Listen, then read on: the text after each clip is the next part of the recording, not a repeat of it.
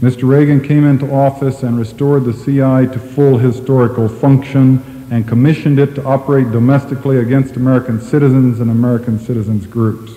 The Intelligence Identities Protection Act in 1982 made it a felony to publish about the activities of secret agents, their names, or their activities that would draw attention to them. Now, what does this mean, the debate about this thing?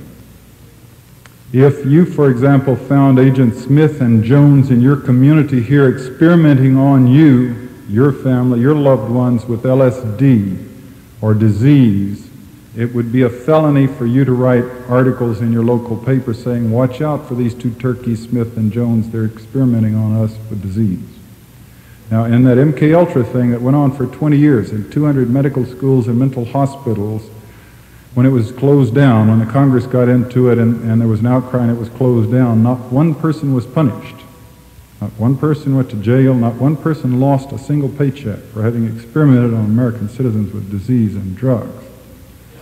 Now, if you had, for example, CSPIS organization here, just to pick one, and you found that in your midst, your Vice Chairman Smith was a federal agent and was advocating that you go blow up the federal building.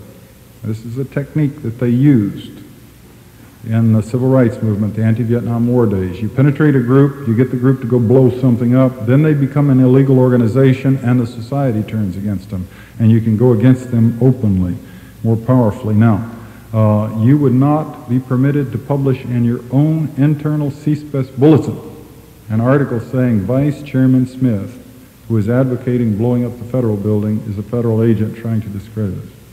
Like I say, not Nazi Germany or the Soviet Union. These are laws that they have passed in this country today.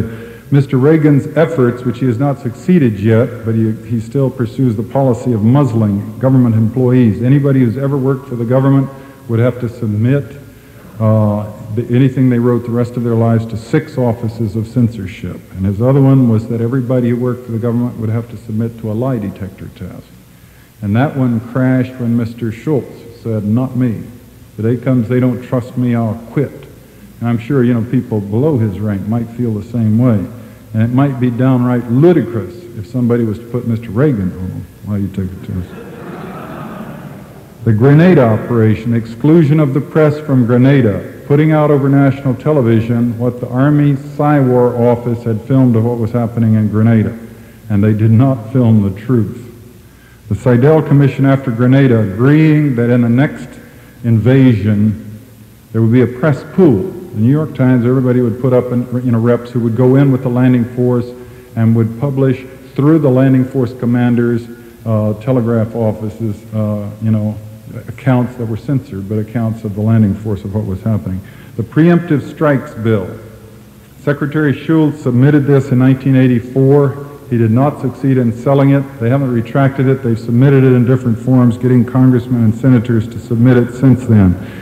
This is the one where he said that terrorism is such a threat that we have to have special laws to cope with it, that we have to be able to go in and strike preemptively against people who are preparing to strike, i.e., as they say, if you know somebody's about to bomb our embassy, you ought to be able to go in and hit them first.